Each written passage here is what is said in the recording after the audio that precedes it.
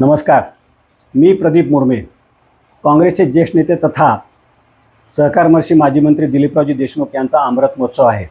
आणि या विशेष मालिकेमध्ये आज आपण काँग्रेसच्या नेत्या श्रीमती सुनीताताई आर्ळीकर यांच्याशी संवाद साधणार आहोत. ताई या दिलीपरावजी देशमुख यांच्यासोबत म्हणजेच काँग्रेस पक्षामध्ये मागील अनेक वर्षापासून कार्यरत आहेत. त्यामुळे साहजिकच दिलीपराव देशमुख यांचं नेतृत्व त्यांनी खूपच जवळून बघितलेलं आहे. तर त्यांच्या दृष्टीतून दिलीपराव देशमुख यांचं नेतृत्व कसं आहे हे आज आपण या व्हिडिओच्या माध्यमातून जाणून घेण्याचा प्रयत्न करणार. ताई नमस्कार. नमस्कार. ताई दिलीपरावजी देशमुख यांना आपण खूपच जवळून बघितलेलं आहात. अनेक वर्षापासून आपण काँग्रेस पक्षामध्ये सक्रिय आहात. साहजिकच दिलीपरावजी देशमुख म्हणा, विलासरावजी देशमुख म्हणा, यांना खूप जवळून बघण्याचा तुम्हाला भाग्य लाभलेलं आहे. तर दिलीपरावजी देशमुख यांचं जे काही नेतृत्व आहे, काय वेगळेपण आहे, काय आगळं वेगळं आहे, काय सांगाल तुम्ही त्यांच्या नेतृत्वाबद्दल आम्हाला? खरं म्हणजे माझी आणि दिलीपरावजी देशमुख साहेबांची ओळख हे 91-92 जिल्हा परिषदेच्या माध्यमातून झालेली. कारण तेही निवडणुकीला उभे होते आणि मी चिंचोली बंडाणात मतदारसंघातून उभी होते.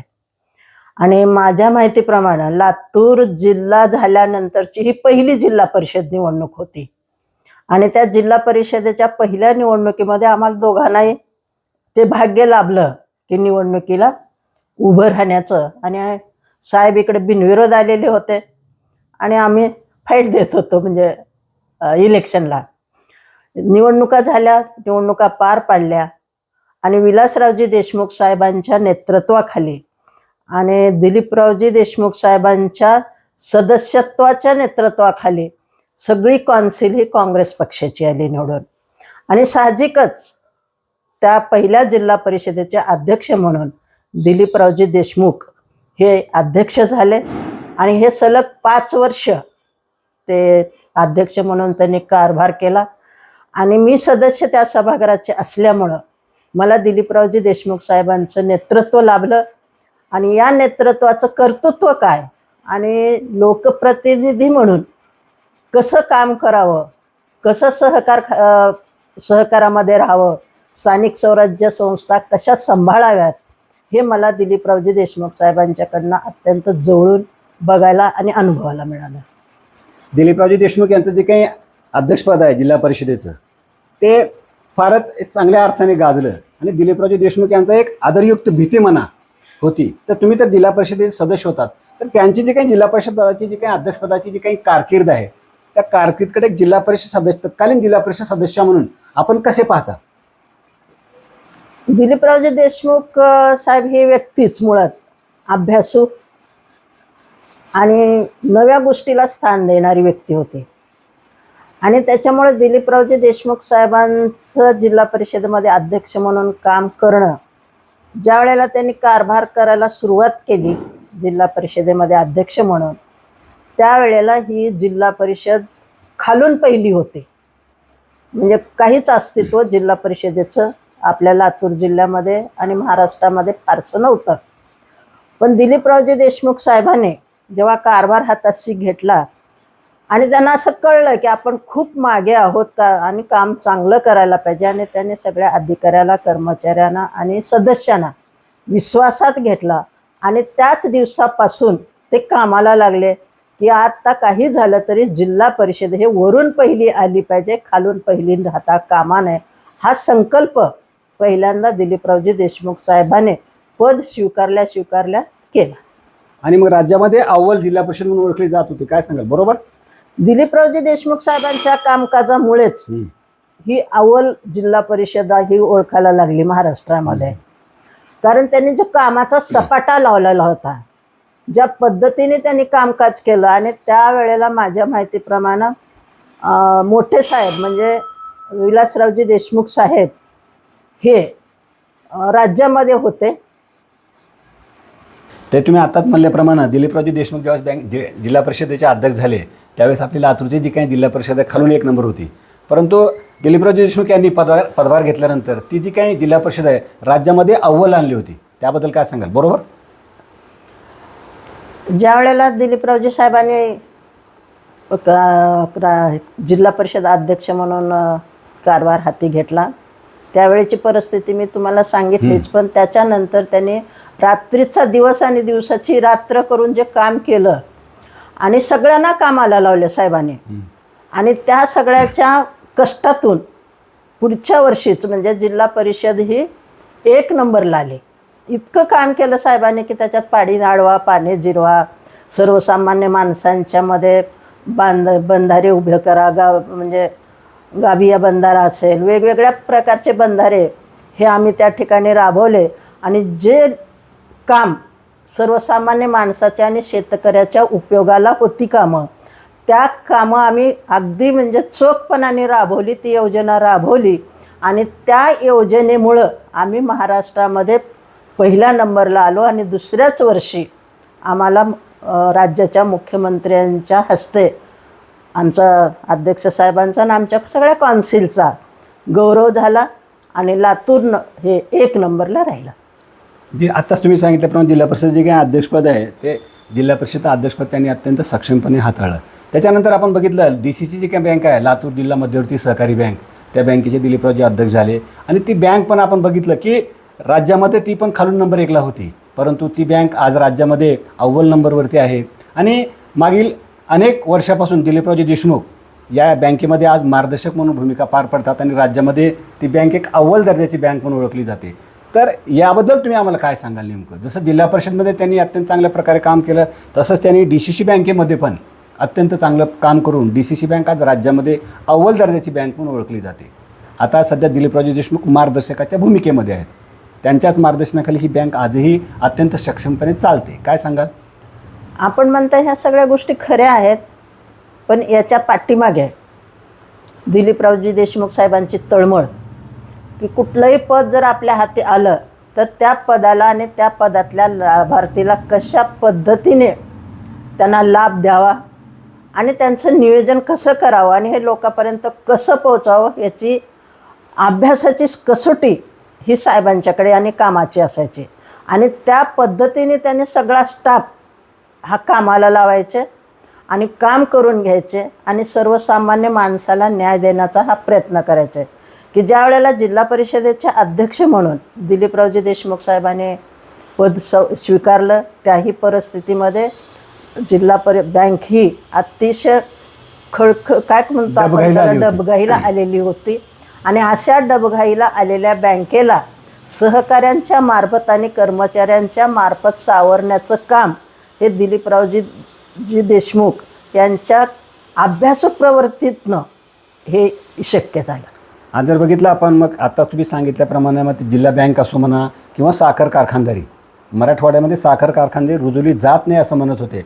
तर या ठिकाणी साखर कारखानदारीमध्ये म्हणा किंवा त्यातनं जिल्हा बँकेमध्ये म्हणा, दिलीपरावजी देशमुख यांनी जे काही भरीव जे काही काम केलं आहे, त्यामुळे आज दिलीपरावजी देशमुख राज्यामध्ये सहकार महर्षी म्हणून ओळखले जातात. तर यावर तुमची नेमकी काय प्रतिक्रिया आहे? खरं तर हे सहकार पदवी आम्ही कार्यकर्त्यांनी आणि त्यांच्या कामाने दिलेली आहे. आणि ते ज्या ठिकाणी जातात, जसं आपण म्हणतो की त्याने जर लोखंडाला शिवलं असतं तर त्याचं सुद्धा सोनं केलं असतं त्याने, ही अशी एकदम मोठी व्यक्ती आहे. म्हणजे दिलीपरावजी देशमुख राजकारणातील परिसर असं तुम्हाला म्हणायचं आहे? बिलकुल. म्हणजे त्यांनी कोणाच्याही डोक्यावर हात ठेवला तरी त्याचं कल्याण केल्याशिवाय ते राहत नाही. आणि त्यांना त्यांच्या जबाबदारीची पूर्णपणे जाणीव होती. कारण मी साधारणपणे 3 पिढ्या त्यांच्या घराण्यात ओळखते मी. बरोबर. म्हणजे दगडूजीराव देशमुख हे त्यांचे वडील होते, ते सुद्धा असेच गावचे सरपंच होते. त्यांनी गावाला न्याय दिला दादासाहेबांनी. त्याच्यानंतर मोठे साहेब म्हणजे विलासरावजी देशमुख सरपंच झाले, त्यांनीही तोच न्याय दिला गावाला. त्याच्यानंतर दिलीपरावजी झाले, त्यांनीही तोच न्याय दिला.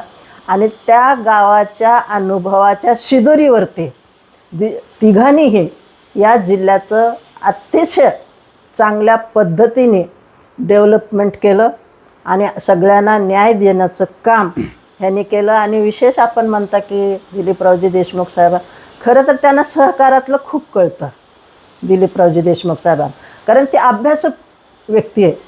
आणि एकदा जर त्यांनी हे केलं की त्याचा पिछा जर त्यांनी केला तर त्याचं सार्थक केल्याशिवाय ते स्वस्थ बसत नव्हते. आणि म्हणून दिलीपरावजी देशमुख साहेबांच्या बरोबर आम्ही काम करणारे लोकंसुद्धा थकायची. लोकंसुद्धा म्हणायचे एवढं कशासाठी करायला पाहिजे, म्हणजे कार्यकर्ते म्हणायचे. पण साहेब असं म्हणायचे नाहीत की नाही, लोकांनी आपल्यावर विश्वास टाकला आणि त्या विश्वासाला सार्थ म्हणजे राहिलं पाहिजे. त्यांना त्यांच्या विश्वासाचं कुठंतरी आपणाला सार्थक केलं पाहिजे आणि म्हणून हे कामाची कसोटी ही आपणाला केली पाहिजे आणि त्यातूनच आपण हे जे रोपटं आहे सगळं ह्याचा वटवृक्ष करण्यासाठी आपण सगळ्यांनी प्रयत्न केले पाहिजेत आणि दिलीपरावजी देशमुख साहेबांच्या माध्यमातून जिल्हा परिषदेमध्ये रोपटं लावलं. एक विचाराचं खूप मोठं भांडवल, एक विचाराचं काय म्हणतो आपण त्यांना समुद्र त्या ठिकाणी त्यांनी सोडला जिल्हा परिषदेमध्ये. आणि जिल्हा परिषद आजही जिल्हा परिषद त्याच पद्धतीने चालते की ज्या पद्धतीने दिलीपरावजींनी दिशा आखून दिलेली आहे त्या पद्धतीने चालतं. जिल्हा बँकेमध्ये तीच परिस्थिती, त्यांनी जे संकेत घालून दिले, त्यांनी जे नियम केले त्या नियमावरतीच बोट ठेवून जिल्हा बँक चालते. साखर कारखान्यामध्ये जेव्हा पहिल्यांदा मांजरा सहकारी साखर कारखाना उभा केला विलासरावजी देशमुख साहेबांनी, ते तुम्हाला कदाचित माहिती नसेल, ते अक्षरशः म्हणजे माळरान होतं आणि त्या ठिकाणी कुसळ गवत जबरदस्त होतं. माणसं दिवसासुद्धा जात नव्हती त्या ठिकाणी. अशा ठिकाणी त्यांनी नंदनवन उभं केलं आणि सर्वसामान्य शेतकऱ्यांना 2 एकरच्या शेतकऱ्याला ते 25-30 एकरच्या शेतकऱ्याला त्याने त्यांच्या खिशामध्ये दाम भरलं ऊसाच्या माध्यमातून. आणि आज आम्हाला 10 वर्षानंतरच मांजरा कारखाना उभं केल्यानंतर 10 वर्षांनी, कारण मी सतत त्यांच्याबरोबर असायचे विलासरावजी दिलीपरावजी साहेबांच्या बरोबर, 10 वर्षामध्येच आमच्या खेड्याचा इतका कायापालट झाला की स्वतःच्या घरावरली पत्रे गेली, माळवत गेलं, कोटा गेला आणि त्या ठिकाणी काँक्रीटची घरं आली. ज्यांच्याकडे सायकल होती त्यांच्याकडे मोटरसायकल आली, ज्यांच्याकडे मोटरसायकल होती त्यांच्याकडे 4 चाकी वाहन आलं. आणि हे सगळं देशमुख घराण्याने केलेल्या कष्टाचं फळ हे सर्वसामान्य माणसांना चाखायला मिळालं आणि म्हणून त्यांना जे सहकारमर्षी म्हटलं जातं ते सार्थ आहे आणि ते सहकारातले तज्ज्ञ आहेत. दिलीपरावजी देशमुख यांच्या राजकारणाचं काय वेगळेपण आहे? दिलीपरावजी देशमुख साहेबांचं अत्यंत वेगळं राजकारण आहे. त्यांनी कधीही कार्यकर्त्यावरती हुकूमत चालवलेली नाही. मी तुमचा नेता हे कधी आम्हाला जाणवू दिलेलं नाही. आमच्याबरोबरचा एक आमचा सहकारी आहे हीच भूमिका आमच्या सगळ्यांच्या मनामध्ये यायची. पण मला अनेक वर्षापासून म्हणजे जसं आमचे मोठे साहेब दुर्दैवाने गेले आणि महाराष्ट्रातले सगळी पदं भोगली त्याने, कुणी विलासरावजी देशमुख साहेबांनी. इव्हन मुख्यमंत्रीपदसुद्धा 2दा भोगलं साहेबांनी. आणि ज्या वेळेला त्यांना इथं काही शिल्लक नव्हतं तर काँग्रेस पक्षाने त्यांना वरती घेतलं, केंद्रामध्ये घेतलं आणि त्यांना एक चांगलं खातं, आपण त्याला अवजड खातं असं म्हणायचो आपल्याला, कारण त्याचा उच्चार पण यायचा नाही, इतकं भारी ते हे होतं काय खातं. त्या खात्याचा पदभार त्यांनी स्वीकारला आणि दुर्दैवाने थोडे दिवस काम केल्यानंतर साहेब आमच्यातून निघून गेले. त्याची फार मोठी पोकळी आम्हा कार्यकर्त्यांच्यामध्ये होती आणि वाईट आणि दुःख पण होत होतं. पण मला का नाही असं वाटत होतं सतत की दिलीपरावजी देशमुख साहेबांनी उच्च सभागृहामध्ये राज्यसभेवरती जाऊन त्या ठिकाणी काम करावं. त्याही ठिकाणी हे नेतृत्व अशाच पद्धतीने नक्कीच झळकलं असतं कार्यकर्ता म्हणून. मला त्याचा सार्थ अभिमान आहे की त्यांच्या कर्तृत्वाचा. हे कर्तृत्व देशाला सुद्धा बघायला मिळालं असतं आणि खऱ्या अर्थाने दिलीपरावजी देशमुख साहेब जसे मराठवाड्याला आणि लातूर जिल्ह्याला कळले त्याच पद्धतीने दिल्लीपर्यंत सुद्धा दिलीपरावजी देशमुख साहेब हे सगळ्यांना कळले असते आणि आज तगायत कदाचित ते कार्यरत राहिले असते. पण काय झालं का नाही माहीत नाही. आमचे साहेब गेल्यानंतर कुठल्या तरी 3ऱ्याच माणसाला त्या ठिकाणी राज्यसभेवर काम करण्याची संधी दिली. पण आम्हाला मनापासून असं वाटायचं की देशमुख घराण्यातला एखादा तरी माणूस दिलीपरावजी देशमुख साहेबांना असतील, नाहीतर अमित भैया त्यावेळेलाही मंत्री असायचे, ते मंत्री म्हणून काम करत होते, ते असावेत. कुणातरी देशमुख मंडळींनाच ती जागा दिली पाहिजे असं मला प्रामाणिकपणानं पहिल्यापासून वाटत होतं. आणि आजही ती खंत कार्यकर्ती म्हणून या देशमुख घराण्यांच्या बाबतीमध्ये जे घडलं त्याची खंत मला अजूनही आहे. तर आत्ताच तुम्ही सांगितल्याप्रमाणे विलासरावजी देशमुख असोत किंवा दिलीपरावजी देशमुख असोत यांना तुम्ही खूप जवळून बघितलात. तर आता विलासरावजी देशमुखांचा कोणता गुण तुम्हाला दिलीपरावजी देशमुख यांच्यामध्ये पाहायला मिळतो प्रकर्षाने? कुठलाही कार्यकर्ता आला तरी साहेब तत्परतेने भेट घेतात. कुठल्याही कार्यकर्त्याने त्यांना फोन केला, जसं विलासरावजी देशमुख साहेब फोन घ्यायचे आमचे कार्यकर्त्याचे, सामान्य माणसं. इव्हन मला वाटतं एक टॅक्सीवाल्याचं उदाहरण आपल्या सांगतात बरेच जण. आपल्या लातूर जिल्ह्यामध्ये शिवाजी चौकातलंच गाजलेलं आहे. आणि साहेब मिटिंगमध्ये होते त्यावेळेला, आणि एका काळ्या पिवळ्या गाडीच्या ड्रायव्हरने विलासरावजी देशमुख साहेबांना फोन केला. ते कितीही कामात असले तर लातूरकरांचा फोन आहे म्हणल्यावर ते नेहमीच उचलायचे. मग त्या टॅक्सीवाल्याचा फोन उचलला आणि का बाबा कशासाठी फोन केला, असं असं साहेब माझी गाडी पोलिसांनी शिवाजी चौकात थांबवली आहे, अडवली आहे आणि मला असं दंड भरायला लावतात. कोण आहे ते दे फोन. त्या टॅक्सीवाल्याला ड्रायव्हरला सांगितलं, त्याने फोन त्याच्याकडे दे. त्याने ज्याने कोणी गाडी अडवली होती त्याला ते फोन दिला. त्यांना साहेब एवढंच म्हणाले की त्याला दंड वगैरे एवढाच कर म्हणले की जेवढी माणसं बसले टॅक्सीमध्ये तेवढी माणसं खाली उतरवायला आणि पुन्हा त्या टॅक्सीत चढवायला बसायला सांग, हाच त्याचा दंड राहील. हे म्हणजे इतक्या पद्धतीने सामान्य माणसाला ते सांभाळायचे. दिलीपरावजी देशमुख साहेब हे सुद्धा त्याच पद्धतीने कामकाज करतात. त्यांचा स्वतःचा आगळा वेगळा एक फार मोठा गुण दिलीपरावजी देशमुख साहेबांच्यामध्ये आहे की तोच कदाचित ह्या मोठ्या भावामुळं आणि वडिलांमुळं हे आला असेल. त्यांनी सतत तत्पर जिल्ह्यासाठी आणि आपल्या कार्यकर्त्यासाठी आणि आपल्या मतदारसंघातल्या लोकांच्यासाठी केव्हाही जा, केव्हाही तुम्ही आशियानाचं दार ठोठवा, बेल वाजवा, ते समोर भेटीला येतातच आणि आलेले आहेत. आणि हे सगळे गुण ह्या देशमुख मंडळींसाठी निश्चितच सगळ्यांच्यामध्ये आहेत. आणि म्हणून मला असं आवर्जून सांगावंसं वाटतं की या जिल्ह्याला, या महाराष्ट्राला आणि या मराठवाड्याला देशमुख घराण्याशिवाय पर्याय नाही. कारण ही माणसं अत्यंत कष्टाळू आहेत. आज मी स्वतः बघते, 1900 जेव्हा राजीव गांधी होते पंतप्रधान या देशाचे, तेव्हापासून मी देशमुख घराण्याच्या बरोबर आहे. म्हणजे आज जवळपास 30-40 वर्ष मी त्यांच्याबरोबर आहे. तर मी असं बघते की आज त्यांच्या घरातलं कुठलाही माणूस बसून राहत नाही. सगळे लोकांच्यासाठी वेळ देतात. धीरज भैया देतात, अमित भैया देतात, दिलीपरावजी साहेब देतात. त्याचबरोबर दिलीपरावांच्या अमित भैयांच्या मिसेस त्या त्यांच्या पातळीवर काम करतात. धीरज भैयांच्या मिसेस त्यांच्या पातळीवर त्या काम करतात. आणि वैशालीताई देशमुख, म्हणजे आम्ही ज्यांना आईसाहेब म्हणतो, त्या वैशाली विलासरावजी देशमुख ह्यासुद्धा घराच्या बाहेर पडून आज विलास सहकारी साखर कारखान्याच्या त्या चेअरमन अनेक वर्षापासून आहेत. तर त्या नुसत्या चेअरमन नाही आहेत, त्या शेतकऱ्याचं हित जोपासतात. त्या जेव्हा स्टेजवर भाषण करायला उभ्या राहतात किंवा विचार मांडायला उभ्या राहतात, जेव्हा किंवा शेतकऱ्यांच्या पुढं येतात, त्यावेळेला त्यांचा एक सल्ला असतो की केवळ ऊसाची शेती करून तुमचे घरंदारं भागत नाही आहेत, तेवढ्यात जमत नाही आहे, तर तुम्ही त्याला जोडधंदा म्हणून दुग्ध व्यवसाय करा, कुक्कुटपालन करा, मेंढी शेळ्या पालन करा.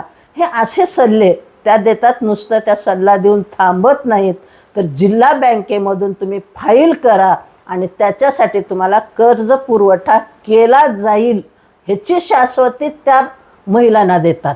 म्हणून आज लातूर जिल्ह्यामध्येच इतके बचत गट झालेले आहेत की धीरज भैयाने, जेव्हा मला कौतुकाने सांगावंसं वाटतं, आपल्याही कानापर्यंत आलेलं आहे की जेव्हा लाडकी बहीण योजना महाराष्ट्र शासनाने चालू केली, हे कशासाठी चालू केली आता त्याच्या खोलात मी जाणार नाही, कारण मी पूर्णपणे राजकारणी बाई आहे.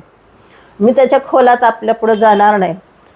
पण ह्या शासनाने हा सुद्धा विचार करायला पाहिजे होता की बाबा नुसतं त्यांना 2,000-1,500 रुपये देऊन भागतंय का, मग त्या कुठं जमा करणार, कुठं हे करणार, कुठं त्यांना पैसे पाठवायचे, मग काय करायला पाहिजे, मग खातं काढायला पाहिजे त्याच्यासाठी बँकेत. आणि खातं काढल्यानंतर त्याला किती पैसा लागतो, आज साधारणपणे 1,000 रुपये खर्च येतो एखाद्या बँकेत आपल्याला नवीन खातं काढायला. तर धीरजजी देशमुख साहेबांनी जेव्हा चेअरमन होते आणि दिलीपरावजी देशमुख साहेब मार्गदर्शक म्हणून काम करत होते, त्यांनी असा निर्णय घेतला की बाबा आपणाला शासनाने ही योजना तर बहिणीसाठी जाहीर केली, पण याचा लाभ जर बहिणीला मिळावासा वाटत असेल, आपल्या जिल्ह्यात चांगल्या पद्धतीने ही योजना राबवावी वाटत असेल, तर मोफत त्या ठिकाणी खातं उघडून त्यांच्या पासबुक हातामध्ये द्या. एक लाल पैसा न भरता धीरज देशमुखांनी आणि दिलीपरावजी देशमुख साहेबांच्या मार्गदर्शनाखाली हे ऐतिहासिक निर्णय ह्या लाडक्या बहिणींच्या बाबतीमध्ये जाणवला, हे घेतला निर्णय. आणि हा निर्णय घेतल्यानंतर त्या बायकांच्या खात्यावर पैसे आले आणि त्या पैसा उचलण्यासाठी त्यांचे हात बळकट झाले. आणि हे हात बळकट करण्यासाठी हे देशमुख मंडळीने हे मोठं काम ह्या लाडक्या बहिणीसाठी केलं. केवळ घोषणा करून किंवा त्याच्यासाठी काही योजना राबवून हे चालत नसतं, हे ह्या मंडळींना कळतं. कारण हे मंडळी चारी दिशेने विचार करतं, चारी दिशेकडे ह्यांची दृष्टी असते, सामान्य माणसाकडे ह्यांची नजर असते.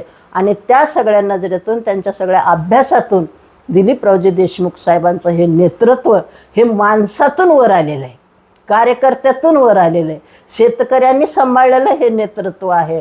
आणि म्हणून दिलीपरावजी देशमुख साहेब इतरांपेक्षा वेगळे निश्चितच आहेत.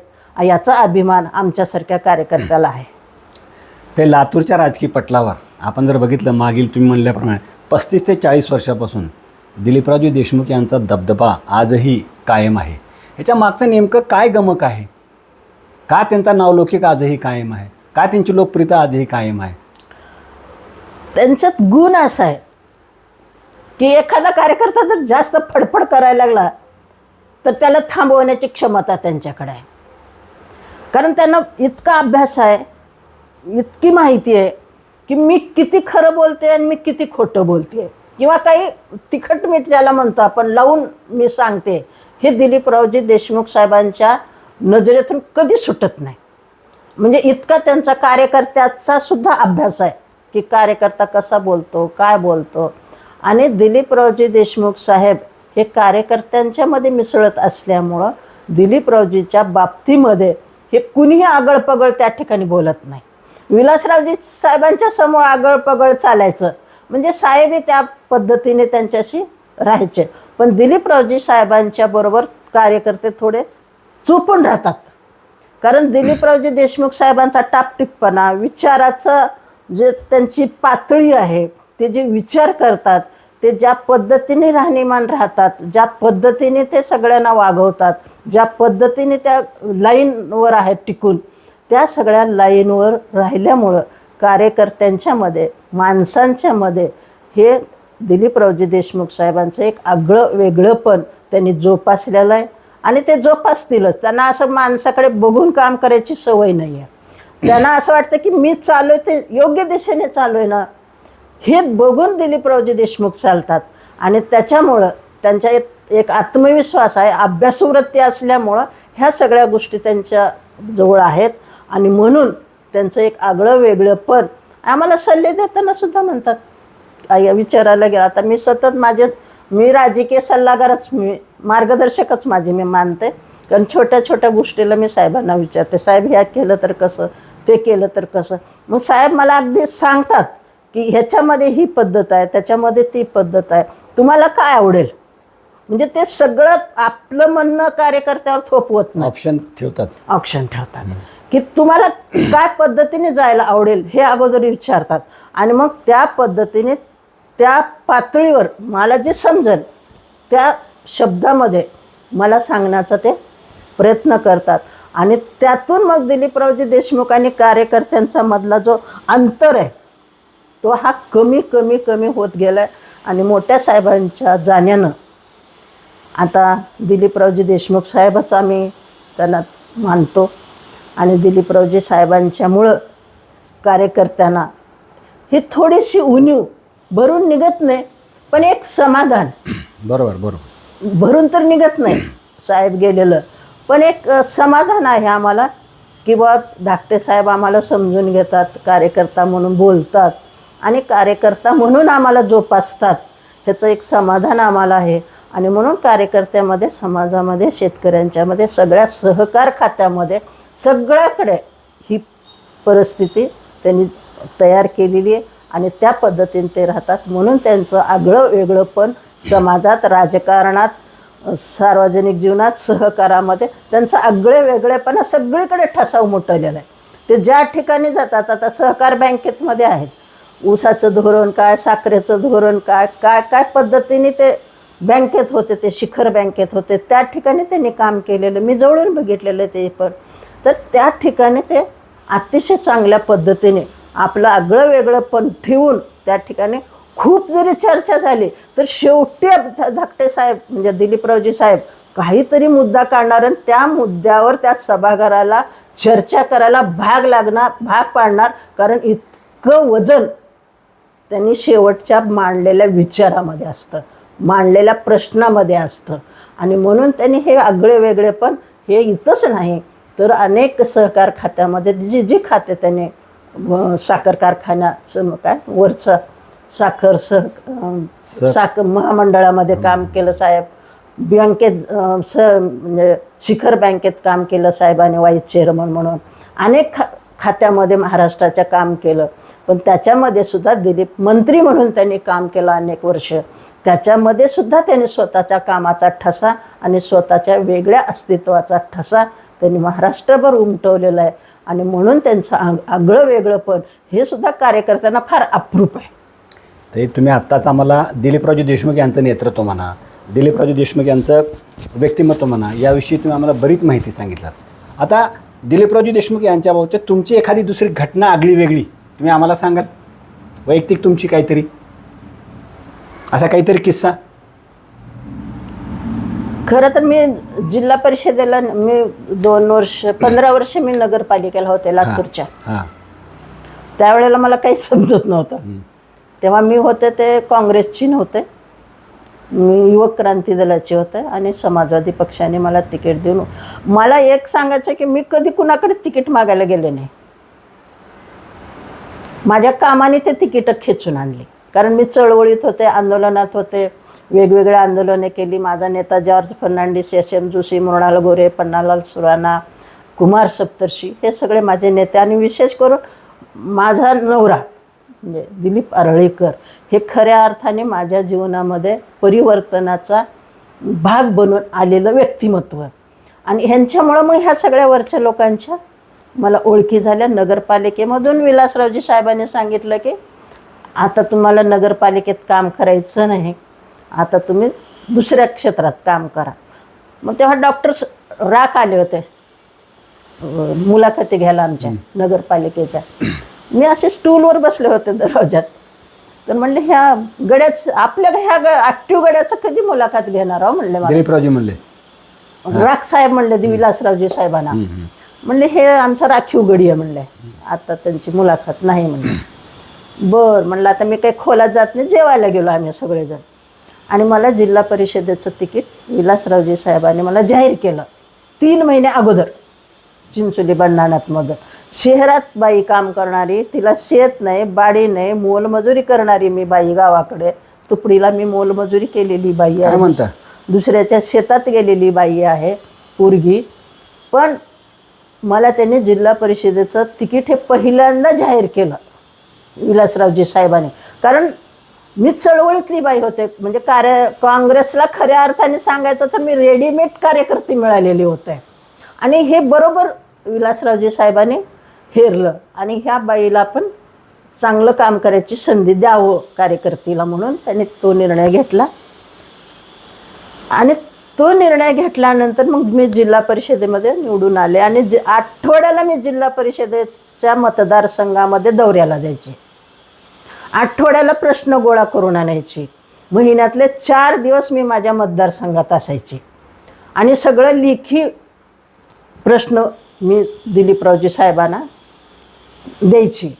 जेव्हा आमची मीटिंग व्हायची जनरल, त्यावेळेला साहेब तो माझा जो अर्ज असायचा, माझा जो कामाचा तक्ता असायचा, तो सगळा असा कौन्सिलमध्ये दाखवायचे की अशा पद्धतीने आरळीकरबाईसारखं सगळ्यांनी काम करावं. म्हणजे त्यांना दाखवायचे सगळं की हे आरळीकरबाईचं काम आहे. त्या आठवड्यातून एकदा मतदारसंघात जातात, त्यांच्या लोकांना भेटून प्रश्न आणतात, तिथल्या बघून डोळ्याने अडचणी लिहून आणतात. तेव्हा अशा पद्धतीने जिल्हा परिषद सदस्य म्हणून काम केलं पाहिजे हे माझं पेपर साहेब दाखवायचे. दुसरा अनुभव माझा असा आहे की ज्या वेळेला मी मतदारसंघात फिरत असते तेव्हा मी खुरपायला बसलेल्या बायकाकडे पण जात असते, जिथं 10, 20, 25 बायका असायच्या तिथंही जात होत्या. मग एका शिक्षकाने जिल्हा परिषदेच्या आपला शिक्षकी पेशाला कुठंतरी थांबवून त्यांनी डॉक्टरकी सुरू केली. आणि तो जिथं मोलमजूर करणारी हे जे लोक टोळक्यानं काम करत होते ग्रुपने, त्या ग्रुपमध्ये जायचा. कुणाला ताप आलेले असायचं, खोकला आलेला असायचं, मग डॉक्टर साहेब आलेत, गोळी देतात, इंजेक्शन लावतात. असली परिस्थिती त्या लोकांच्या मध्ये झाली. आणि एका लहान मुलाला ताप आले म्हणून ते इंजेक्शन दिलं गेलं आणि माझ्या माहितीप्रमाणे ते 2-3 तासामध्ये लेकरू गेलं, दगावलं. मी रात्रीच्या रात्री मी तिथं गेले, सगळी चौकशी केली, भेटले रात्रभर. सकाळी येऊन साहेबांना सांगितलं असं असं झालं. त्या माणसाला काही करून तुम्ही सस्पेंड केलंच पाहिजे. कोणाला? त्या शिक्षकांना. आणि जेव्हा साहेबांनी सस्पेंडची तारीख हे काढली, ऑर्डर, COची सही घेतली, त्यावेळेला मी घरी आले. आणि मग गावचं गाव आलं माझ्या मतदारसंघातलं की तुम्ही त्यांची ऑर्डर कॅन्सल करा, तो शिक्षक खूप चांगला आहे आणि डॉक्टर म्हणूनही लोकांच्या उपयोगाला येतोय. तर दिलीपरावजींनी काय सांगावं ह्याची कल्पना कुणालाच येणार नाही. दिलीपरावजी देशमुख साहेब त्यावेळेचे अध्यक्ष होते त्या कौन्सिलचे, जिल्हा परिषदेचे. त्यांनी असं सांगितलं की हे सगळं प्रकार आरळीकर ताईंनी जर मला सांगितलं की ह्या शिक्षकाचे ऑर्डर सस्पेंडची परत घ्या तर मी एका पायावर तयार आहे. पण त्यांनी मला तोंडघशी पाडायचं काम अध्यक्ष हा काही करू शकले, ते अध्यक्ष होते. साहेब कुठलाही निर्णय घेऊ शकत होते, पण त्याने आपली पावर त्या ठिकाणी वापरले नाही. कारण त्याने त्यांच्या कार्यकर्त्याला आणि जिल्हा परिषद सदस्य म्हणून सहकार्याला मदत केली. आणि त्याने सांगितलं की आरळीकर ताईंनी जर सांगितलं की ह्या शिक्षकाच्या ऑर्डर परत घ्या तर माझी काही हरकत नाही, मी तत्परतेने ही परत घेतो. गावचं गाव माझ्याकडे आलं, मी म्हणलं त्या लेकराला परत आणा, मी ह्याची ऑर्डर परत घेते. बरोबर. म्हणजे अशा पद्धतीच्या एक नाही अनेक अनुभव हे मला त्यांच्या काळामध्ये आलेले आहेत आणि आज पण येतात. बरोबर. आज कारण कुठल्याही दौऱ्यावर गेले तर ह्या 2-4 वर्षातच मी फिरत नाही आता, पण अगोदरपासून मी त्यांच्याबरोबर कुठल्याही ग्रामीण भागातल्या दौऱ्याला त्यांच्याबरोबर आम्ही दशकपूर्ती केली. दिलीपरावजी असताना या जिल्ह्याची दशकपूर्ती केली. आणि दशकपूर्ती म्हणजे काय, ज्या सामान्य माणसाने कष्ट घेतलेले होते त्याच्यासाठी कुठंतरी मोर्चा काढलेला होता जिल्हा व्हावा म्हणून, कुठंतरी त्याने आपलं योगदान दिले, अशी माणसं हुडकून स्टेजवर आणून त्याचा आदर करणं, त्याला मान सन्मान देणं, हे दिलीपरावजी काम करायचे. की ते असं म्हणायचे नाहीत की हे ह्या पुढाऱ्याने केलंय म्हणून त्याला बोलवा स्टेजवर. आमच्याकडे फेटेवाले, टोपीवाले सगळे स्टेजवर आणि साहेबांच्या हस्ते सत्कार. ही दशकपूर्तीसुद्धा दिलीपरावजी देशमुख साहेबांनी वेगळ्या पद्धतीने हे जिल्ह्यामध्ये साजरी केली. आणि हे साजरी करत असताना त्यांना तेवढंच सहकार्य सगळ्या थरातून मिळायचं. अधिकारी खूप खुश असायचे, सदस्य खुश असायचे. आणि अशा पद्धतीने काम हे दिलीपरावजी देशमुख साहेबांचं आहे. आणि अजूनही एवढं वय आता झालं असताना 75 आता त्यांची होतीये, तरी पण ते इतके ॲक्टिव्ह आहेत की एखाद्या तरुणाला लाजवेल इतक्या तत्परतेने कामं सामान्य माणसाचे ते करत राहतात. आणि मला असं वाटतं की दिलीपरावजी देशमुख साहेबांना चांगलं आरोग्य मिळावं, चांगलं आयुष्य जगायला मिळावं, त्यांच्या हातातून लोकांची अधिक सेवा व्हावी, कार्यकर्त्यांना मार्गदर्शन व्हावं आणि राजकारणातला एक नेता म्हणून कुठंतरी चांगल्या पदावर आणखीन पुढच्या झळकावं, अशी एक कार्यकर्ती म्हणून माझी इच्छा आहे. धन्यवाद. तुम्ही आम्हाला वेळ दिलात, आमच्याशी संवाद साधला त्याबद्दल आपले खूप खूप आभार. धन्यवाद ताई. आभारी.